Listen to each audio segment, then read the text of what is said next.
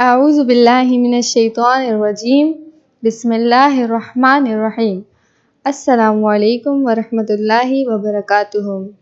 After reading of the important words, we will read the poem. Let's read together.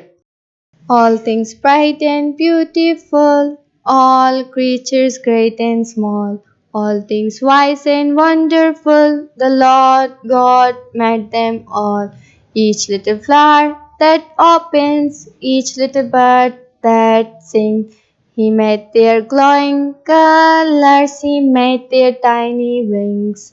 The purple-headed mountain, the river running by, the sunset and the morning that brightens up the sky, the cold wind in the winter, the pleasant summer sun, the ripe fruits in the garden, He made them every one.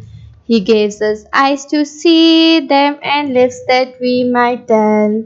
How great is God Almighty who has made all things well.